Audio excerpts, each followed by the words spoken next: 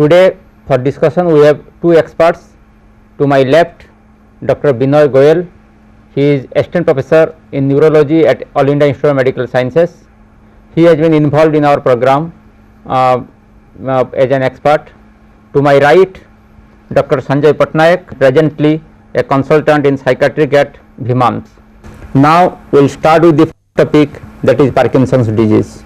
I will request Dr. Binoy Goyal to tell us regarding Parkinson's disease. Maybe he can start with that, what are the features and how we diagnose Parkinson's disease. Parkinson's disease was described long ways, almost around 200 years ago, but the various literature is available in the old medical books which says that it was described as early as at the time of Hippocrates, but the actual scientific description of the Parkinson's disease was given by James Parkinson in 1917. He called the disease as shaking palsy. This is the first paper which was published in 1970 by James Parkinson. This disease is prevalent all over the world, and there is a lifetime risk of 3% in the population. It is common after 50 years of age. The prevalence which varies from 18 to 418 per 100,000 population.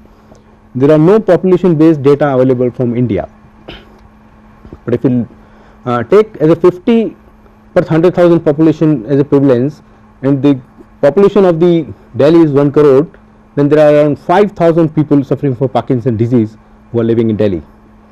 The incidence varies from different age group. In general population, the incidence varies from 4.9 to 26 per 100,000 population, and as you can see at the bottom, if the age group is 0 to 29, the incidence is only 0.8, but if you take the age group of 80 to 99, the incidence goes high to 304. So it is age dependent. Higher the age, higher is the incidence of the disease. The common symptoms of Parkinson's disease are rigidity, tremors, bradykinesia and postural instability. Rigidity means stiffness of body parts, and that manifests as stiffness of limbs. They find difficulty in turning in the bed. It is difficult to move the body parts, and because of the stiffness they complain of pain. The other common symptom of Parkinson's disease is tremor, which actually draws the attention of the other people and the doctors. So patient will come and say that my limbs are shaking. They are usually rest tremors, and which are different from the elderly people who have these tremors, or sometimes we call it senile tremor, which are rapid in rate, but this term should not be used. And these tremors typically starts from the one side of the body. They start either upper limb or lower limb of the body, and then over the period of time the disease becomes bilateral, which can involve hand, which can involve legs, which can involve head, and also it can involve jaw, lip and chin. The bradykinesia is one of the most disabling feature of Parkinson's disease. That means it is the slowness of the movement. All the activity the patients do becomes slow. When they walk, their arm doesn't swing in a normal way. They find difficult to do manual work because the hands have become very slow. Their bathing, toileting, shaving, cooking, cutting, washing, all these activities of daily life become slow. So they take more time, double the time, 3 times of the time than the normal person to finish the same task. Because of the slowing of the muscles of the mouth and the pharynx, there is excessive salivation in the mouth because the saliva doesn't get swallowed. So when the disease get aggressive, they have drooling of the saliva from the mouth. Their gait becomes very slow, and when they are so rigid, they sometimes sit in block. When they are sitting in chair, they find difficult to walk out of the chair. Their handwriting become very small, and from the diagram you can see the normal handwriting is the upper one, and there is small handwriting, what we call it micrographia, is shown in the lower diagram. Bradykinesia also is associated with decreased blinking. The face becomes mask like, or because the facial muscles are become slow, and this is the picture which depicts how a mask like face with anxious face looking wide open eyes can look like. Postural instability is one of the very late features of Parkinson's disease, and is one of the most difficult to treat symptoms. When they develop postural instability, it is very difficult to treat with drugs or surgery, and they require assistance for doing all the activity of daily life. They find difficult to balance, they have frequent falls. When they get out of the chair, they fall back in the chair.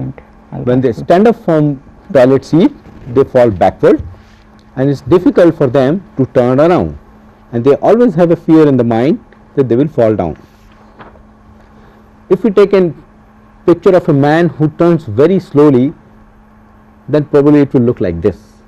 The gait problems are, they become very slow in walking, they walk with very slow steps, there is a loss of associated movements of upper limb, so the arm swing is reduced, they stand with forward stoop posture and walk in the same posture, and sometimes a gait is called fascinating gait.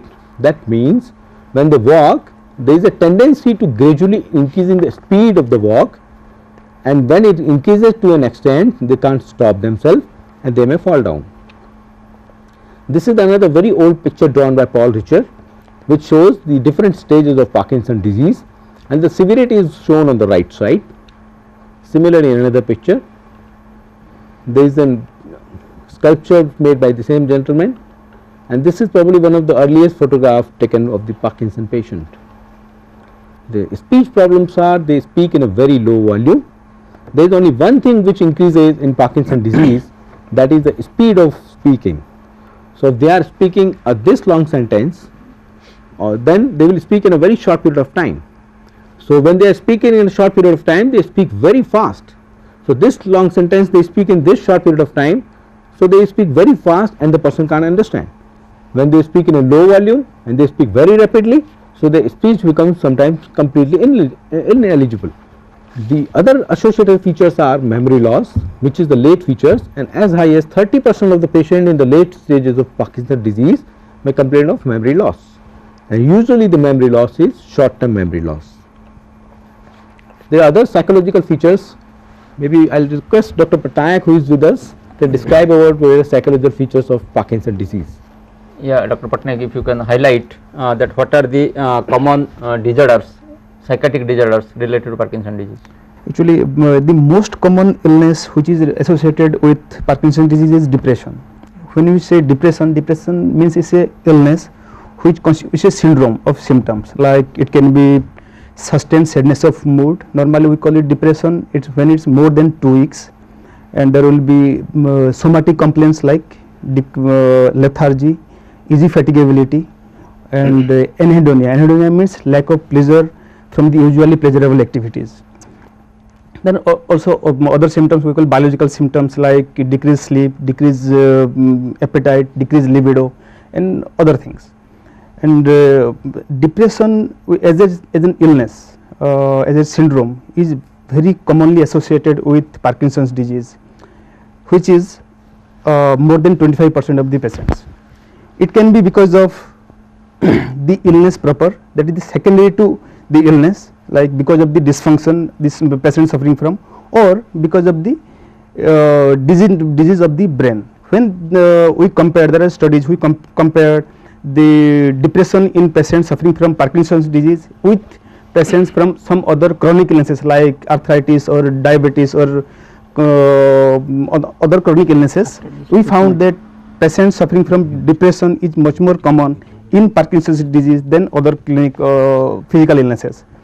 There are also other illnesses can be psychosis, like we call it psychosis. We will be talking in detail in later part. Psychosis like there will be delusions. Delusions means there will be false beliefs which are unshakable, and the patient believes that this to be true. There will be hallucinations, like patient can see people or see images which are not there, or can hear voices which are not there, because of which there will be dysfunction in his personality or the day-to-day functioning. These things can be taken care of with the medication, with the help of therapy, or educating the family members and the patient as well. And with medication the patient improves, and this medication can be given with the proper treatment of Parkinson's disease as well. Basically both the things can go hand in hand, but we should realize that this somebody said most of the time means that we need to take care of that problem as well as the primary illness which is Parkinson's disease. Okay, I think we will come back to depression in more detail later on. Dr. Goel, will you like to highlight something on etiology and other components of Parkinson disease? Yes, sir. Before coming to etiology, maybe I will speak, because this is always a question in the attendant's mind, that are the other family members of the patient are going to be affected with the same disease. There are 20% incidence that the family member may be associated. There is family history in 20% of the patients. The first degree relatives have a 3 times higher risk of developing Parkinson disease. The second degree relatives have 10 times higher. If there are 2 first degree relatives in the same family, then there are 10 times higher risk of developing Parkinson disease. And as you know, it is not a contagious disease. It is very important, because the uneducated might sometimes feel that the Parkinson disease is contagious, and looking after a patient of Parkinson disease can affect them, but it is not a contagious disease. It is not transmitted by blood, it is not transmitted by injectable needles or sexual intercourse. This is the basic mechanism is shown in the diagram, but to cut the short, if you see on the right side, from this globus pallidus interna to the thalamus, there is a thick line which is a GABA inhibited. So, this is because of the degeneration of the substantia nigra, dopaminic output to the basal ganglia is reduced, and ultimately the substantia nigra is more active, which produces more amount of excitatory glutamic acid, and which increases the release from the GABA, from the GPI to the GABA, which depresses the thalamic output. So, the decrease, this is thin line shows decrease excitatory pathway to the cortex, they develop features of Parkinson disease.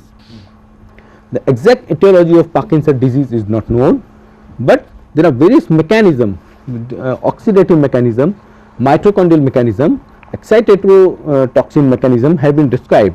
I am not going into the detail, but the interesting story about Parkinson disease is there is a compound called methylphenyl tetrahydropterin. This compound is a additive in case of drugs which are used by drug addicts, and this additive has a property that there was an incident in which the lot of drug addicts had taken a particular drug which was contaminated with MPTP, and after taking this drug, these group of people developed Parkinsonian like feature. So, that gave an idea that a toxin could produce a disease like Parkinson disease, and this theory has helped all of us to make models of Parkinson disease in animals, and MPTP is used as one of the compounds which has been given to the animals, and they produce MPTP induced Parkinson disease model on which all the research can be done. There are various environmental factors. The important genetic factors are, there are few described families with autosomal dominant Parkinson disease, and this gene is called PARK1. It has an alpha synuclein gene, and also autosomal dominant is PARK3 and PARK4. The characteristic of this autosomal dominant PARK1 Parkinson disease is they develop Parkinson disease even 10 years earlier than the idiopathic Parkinson disease, and they have a very rapid course of disease. The other is autosomal recessive type, which is called ARJP, autosomal recessive juvenile Parkinson disease, which has a Parkin gene, and this disease usually develops in the second and third decade, and this disease has a classical feature that they have dystonia at the onset of disease, and they may not have Parkinson features to begin with, and they rapidly worsen very fast, and when they are given the treatment for Parkinson disease, they develop various complications like motor fluctuations very rapid in their course of disease, and they require surgery and other management very rapidly. This is a histopathology section of brainstem, and as you can see, this is the normal brainstem where the dark color is a substantia nigra, and this is the patient of Parkinson disease. This dark color is reduced because of the degeneration of substantia nigra. In the microscope, this is the normal, and this is a markedly reduced pigmented cells. Shall we discuss about the treatment of the Parkinson disease? Yeah. The treatment of Parkinson disease can be divided into drugs, surgery, physiotherapy, dietary habits, and other different mechanisms, different methods.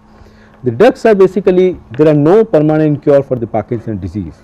As you know, this is a degenerative disease, and we can always control the symptoms of the disease.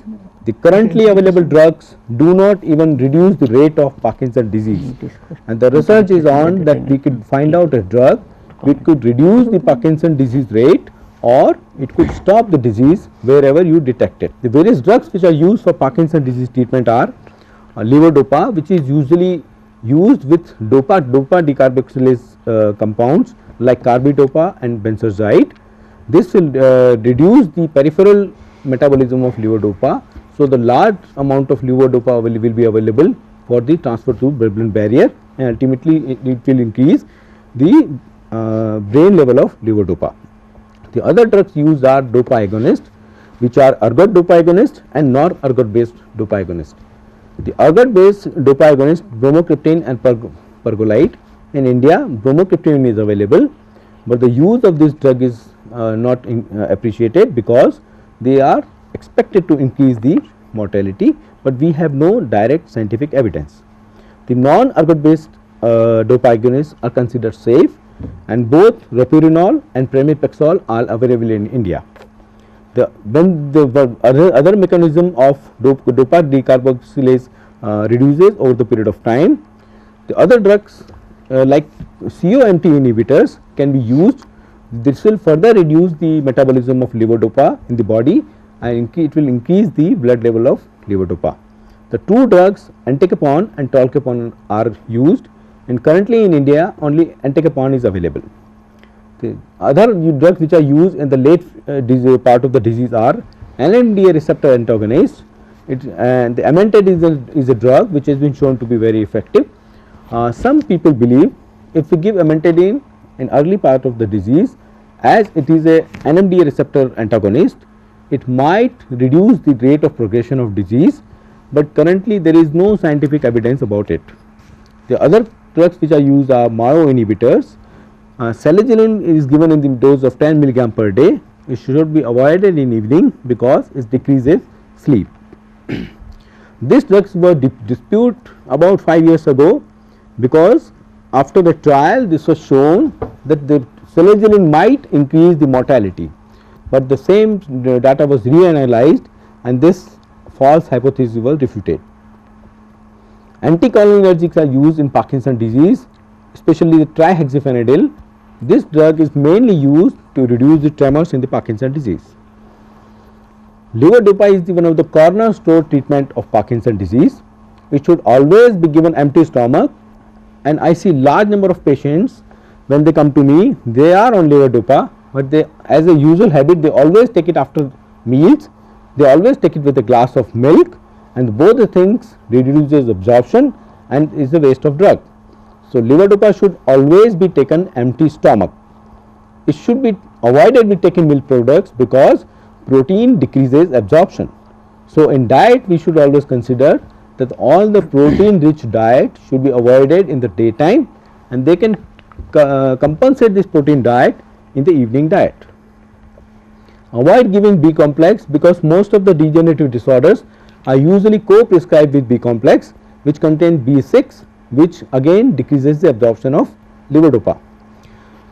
There was a time when the animal studies have shown that when the levodopa metabolizes, it produces lot of free radicals. So, it increases the oxidative stress. So, there was a argument whether these patients should be prescribed levodopa early, or if possible they could be avoided as long as possible. Recently there was a trial which was done in America, which is again it is not clear the doubt, and the conclusion of the study is that we are not sure whether the levodopa is really toxic to the brain cells. So, the hypothesis that levodopa should be given late in the disease and should be treated with other drugs in early part of the disease is still debatable. The other drugs which are dopa agonists are ropinirole. These are better drugs, they are more safer drugs, and currently the strategy is we should start with dopa agonist. Either you can start with ropinirole or you can start with pramipexole. The COMT inhibitors, as I said earlier, they decrease the metabolism of levodopa in the body and increases the level which will transfer the blood-brain barrier. So, from the mechanism one can understand that entacapone should always be given with levodopa. There is no role of giving entacapone alone, and it should always be combined with levodopa. And there are formulations available in the market now that all the drugs levodopa, carbidopa and entacapone has been combined in a single tablet. When the patient is advanced, the drug do not do well. There are a lot of motor complications in the form of dyskinesias. They start freezing. Then question arises whether the same patients can be treated with surgery. I think before going to surgery, I like Dr. Patnaik, can you tell us the role of antidepressants in Parkinson disease? Yeah, first thing we have to know that as we have already discussed, like if the patient is having depression, even depressive symptoms can be taken care of by medications which we call the antidepressants. There are different kind of antidepressants. The older ones we used to call it them tricyclic antidepressants. But recently we have come up with newer antidepressants because of they are very much specific at the receptor site, and also because of which they also avoid unnecessary side effects. We call it them SSRIs, that is specific serotonin reuptake inhibitors, and SNRIs, that is serotonin and norepinephrine reuptake inhibitors. These medications can be given to these patients because the patient is already on so many other drugs. So that we have to give medications which have least drug and drug interactions, and these newer antidepressants like SSRIs, SNRIs can be given with other medications. And the key is that we should be starting with a very low dose. The principle is for any patient with PD or geriatric patient groups, we have to start low and go slow. Gradually over the period of time we can build up the dosage, and these newer medications can be continued with the other dopaminergic drugs. Maybe I'll ask Dr. Patnaik, when the patients are at a later stage and they are on large amount of levodopa or dopa agonists, they complain of hallucinations. Absolutely. So how do we tackle this problem? Yeah, okay. This is the key, because we are giving the patient dopaminergic drugs which produces delusions or hallucinations, they are called psychotic symptoms. So we need to give the patient a moderate or low dose of, or under the cover of, antipsychotics, and there are different kind of antipsychotics. The old ones we call it typical antipsychotics, and the newer ones we call the atypical antipsychotics. Atypical antipsychotics are devoid of those typical side effects like EPS, we call it extrapyramidal side effects, which of course is a part of the Parkinson's disease. Yes. So we have to give the newer antipsychotics like atypical antipsychotics like quetiapines or clozapines or aripiprazole, those kind of medications, of course in a low dose, and titrate. Basically we have to titrate, maybe we have to go, we have to reduce the dose of dopaminergic agents and hike the dose of antidopaminergic. The patient has to tolerate. Actually the key is the primary treatment plus of course the hour treatment can go to hand in hand. Also the trihexyphenidyl sometimes is culprit for the same problem. Absolutely, absolutely. Absolutely. The trihexyphenidyl takes care of the tremors, at the same time it might produce hallucinations and other things. It also may deteriorate cognition. Yes. So actually all the medications have a good effect as well as the side effects.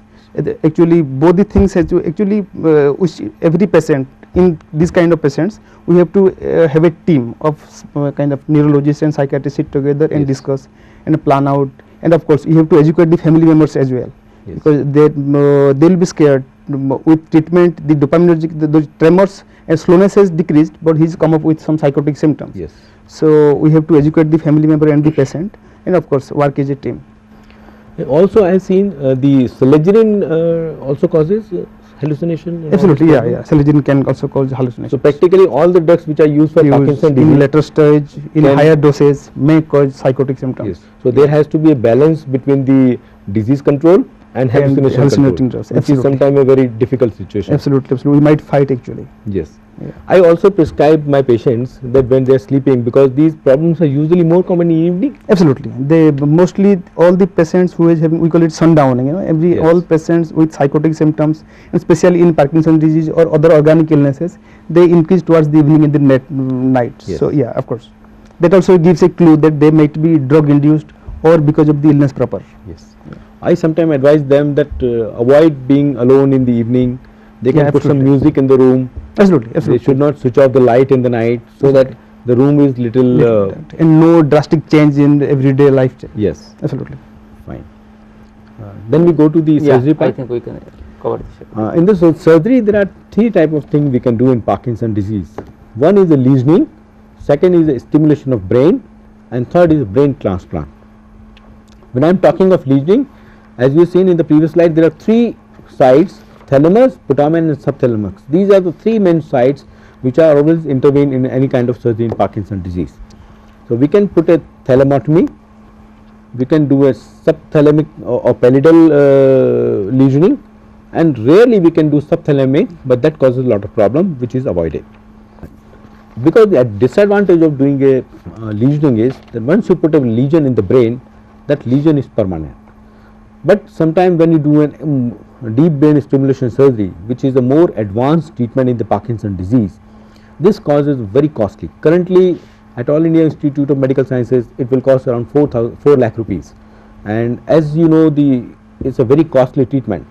So we call this lesioning surgery as maybe it's a poor man's surgery, because it's a very small amount, only surgical procedure they have to pay, and the disadvantage is that the lesion is permanent. You can't you can't take it back, or second thing is the effect of the lesioning does not last permanently. The effect vanishes over 3 to 4 years period of time. So what is deep brain stimulation surgery? This is a very specific kind of surgery in which we put electrodes in the brain in bilateral subthalamic nucleus or globus pallidus, as we put electrodes in the heart in the pacemaker transplant. And what are the patients who can undergo? First of all, we should be very sure that the patient has Parkinson's disease, because the other condition which mimic like Parkinson's disease, like multiple system atrophy or like progressive supranuclear palsy, if these are the patient wrongly selected, they will not have best of the effect. Another thing is, anybody who is to go for surgery should have a response to the levodopa. The patients who are not responding to the levodopa are not good candidate for the deep brain stimulation surgery. Patients should have motor complication. It means whenever they take drug, they develop lot of dyskinesia, and that can be prevented by doing surgery. These are the three common sites which are used for surgery.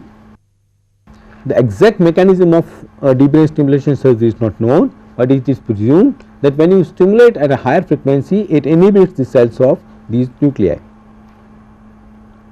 These are the same thing.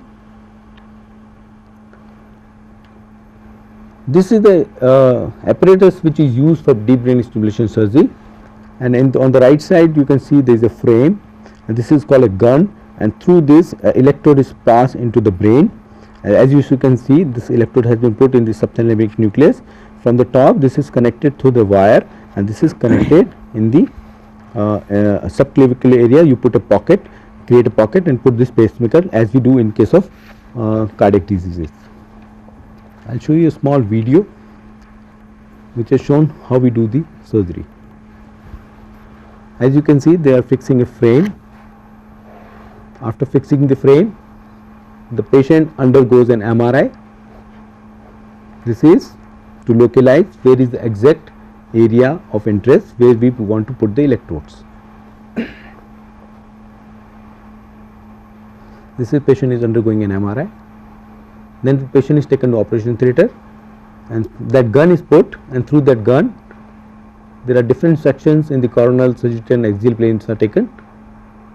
This is the patient in operation theatre.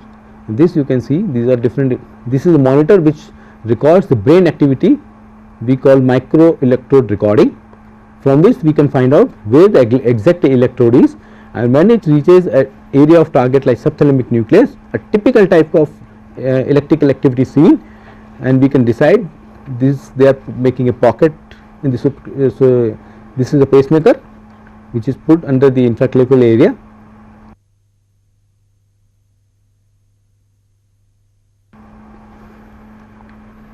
So this is how we do a surgery, which is mainly for the advanced Parkinson's disease patient. If you can look the MRI or post-operative patient, these are the electrodes which are going through here. This is the machine which is used for the programming. This is a magnet. Magnet is put on the pacemaker on the chest wall, and through this machine we can do a lot of programming and then decide how we can best give the benefit to the patient. If you do the surgery, does it reduce the drug requirement? Yes, of course. It's sometimes I have some of my patients who are completely off the drug, so they do not get the side effect of levodopa. and the battery of this is about life is around 8 to 10 years, like any other pacemaker battery. We'll discuss a little about brain transplantation, because this is always an exciting area, and I wish we could transplant brain like this shown in the picture, that we could transplant the brain of an intelligent person into another person, but this is not really true. The initial trial which was published in NEJM included human fetal nigral transplant. The tissue from the fetus were collected and they were transplanted into the patients. And till now there are more than 120 studies published of human fetal transplant, and they have shown various results. The 5-year follow-up study published by Lozano has shown that the 7 out of the 10 had persistent improvement after 5 years. So, and there was 60%, 64% reduction in the dose of levodopa. But there are a lot of ethical issues in this human fetal transplant. And there are 400 patients being treated with different types of transplant surgeries. Now the neural stem cell has been used, adrenal medullary transplantation had been done. The alternative sources, and the most important being, is the human retinal cell transplant. The problem is ethical issues. If we take the fetal tissue, then there are a lot of ethical issues, that there could be illegal abortions, and the fetus may be transported for the management of these patients, and that requires variable surgical procedure. Different people use different surgery, and the results are different. The interesting thing is the human retinal pigment epithelial cells are used now, which are rich in melanin. These melanin cells, and they can be used the same cell as that of a substantia nigra. Currently there is a large number of studies being going on, and this study was only in the 6 patients with a 12-month follow-up, and there was an improvement of 33 to 48%. But the current problem is we don't know how much amount of cell to use and where is the best site where we can put the cells. The other method is a gene therapy. This study was approved by FDA only to be conducted in 12 patients in last August 2004, and AAV viral vector has been used, and they have transfused glutamic acid decarboxylase, and this will help to produce more GABA in subthalamic nucleus. Another important aspect other than medicine is physiotherapy. As you know, this disease causes a lot of stiffness, lot of slowness, so that gradually patient becomes disabled, they don't move. So they should always be motivated for doing lot of exercise, which will include range of motion exercises, in which they have to increase the range of motion, and stretching exercises, so that they do not develop contractures over the period of time. They should always take a high fiber diet. They have a very high incidence of constipation. They should drink lot of water. The protein diet, as I told earlier, it should be avoided in the daytime, because it decreases the absorption of levodopa, but they should always maintain a normal protein diet, which can be taken in the evening diet. Other things which can always do are yoga, Raj Yoga, meditation, and there are a lot of studies which are going on, and I am sure they will prove some benefit over the period of time. But otherwise these are good relaxation exercises which will decrease their mental stress. And Dr. Patnaik, does these type of exercises help to reduce stress and depression? Absolutely. Even in patient of adjustment problems, depression, chronic illnesses, dysthymia, we call chronic mild depression for a long period of time, more than 2 years, we call dysthymia. All patients definitely they benefit from yoga and regular exercises. Look, it's something like this. Any structure, lifestyle, any structure, if it can be exercise, it can be yoga, helps people. It can be ill or otherwise. And basically everything does is that it increases those we call it chemicals which regulates our mood, like serotonin and norepinephrine. They are elevated, they are which are imbalanced because of the illness, which are taken care of by yogas and exercises, regular exercises. And patient generally feels fit physically and mentally, emotionally. Definitely it does it. Okay, Dr. Goel, can you tell us, okay, we had now a discussion in detail about management, but in a peripheral setup, like our students are, or our doctors in a primary health center, or maybe even a subdivisional setup, they cannot have access to surgery or other forms. What they can do for a Parkinson patient? The first and most important thing in management of Parkinson disease is diagnosis. Large number of time, because this is the disease of elderly population, they are thought that this is a senile problem, this is a non-treatable problem, they have some tremors which are never getting recognized. The first thing is one should always suspect in a patient with tremor that is it a Parkinson disease, because the disability can be remarkably controlled with drugs. Or any patient who is walking slow, any patient who has been falling, one should always look. And any patient who is complaining of mild dementia with slowness of activity and other features, one should think, is it a Parkinsonian syndrome or is it a Parkinson disease? So when they have a doubt, either they can look more into the detail, or they should refer these patients to the higher center for the diagnosis. And once the diagnosis is made, the job becomes even more tough, because then they have to guide how to take these medicines. If they don't take the same medicine correctly, the effect is reduced as low as 50%. Just by modifying, they should always take it empty stomach, don't take it with milk product or protein. That will increase the effect of the drug remarkably, and with the same dose and the same cost of the treatment, they could be remarkably better. The second thing, rehabilitation. I prescribe the treatment, but the rehabilitation is not good. The physiotherapy part is not good. The motivation is not good. These all has to be done by the primary physicians who are treating at periphery. They should talk to them over the period of time, understand their small problems which can be treated very easily. So they don't have to come to the tertiary center every now and then. So it is the follow up and taking the drugs properly. Yes. That makes the key for success. It's very important for management. And when they feel that he has been taking drugs for a long time, any disease more than 5 years to 10 years, they are having a lot of side effect of drug, then these patients should always be considered for surgery, because the awareness about the surgery is so low, they are not being referred. They are always tried with one drug, then other drug, then reducing drug, increasing drug, but actually it doesn't help.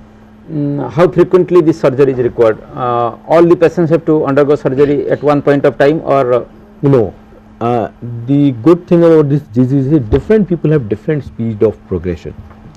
I have seen the people who have a disease at a later age of onset, their disease progression is even slow. So another 20 years they can do with the drugs. On the contrary, the patient who develop this disease in their 30s and 40s or early 50s, after 5 years, 10 years, 15 years of disease, they develop a lot of complications of drug. So these are the patients who probably will require surgery. probably those who cannot be maintained with the drugs anymore. Yes, sir. So they develop a lot of complication of drug. You can't increase the drug in spite of increasing severity of disease. So the other alternative is surgery, which can reduce the drug demand and decrease the complications. how successful these surgeries are? These surgeries, if they are planned very well, if the patient selection is good, they have excellent results. They reduce the disability remarkably. They reduce the dose of the drug significantly. So the cost of the day-to-day drug reduces.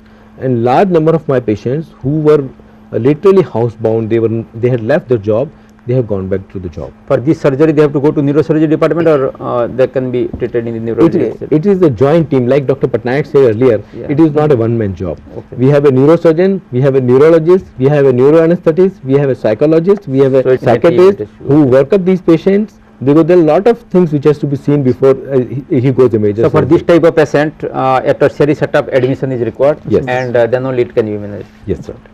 Dr. Patna, will you like to summarize or add something? I think he has already, Dr. Sahib has already said, the most important thing is the early diagnosis and early management, and it has to have a what do you call that? That a team approach. Like it is a neurology, psychiatry, psychology. In later part, maybe neurosurgery, neuroanesthesia, other things. The key is they take a pill helps. That's a very important thing. A pill helps. Trust me, there are many people who feel, I don't understand this actually. We have so much myth about medicines, especially allopathy. We have to make sure that people know that allopathy medicines are not that bad. They definitely help, and especially in the patient like this who is suffering from Parkinson's disease, a pill helps, because the patient is not having that particular chemical which helps you function, and naturally you need that medicine from outside, and that chemical from outside. So a pill helps. Okay, I think we'll stop here. Thank you, Dr. Goyal, and thank you, Dr. Sanjay, for being here. Thank you, sir. Thanking all. Thank you.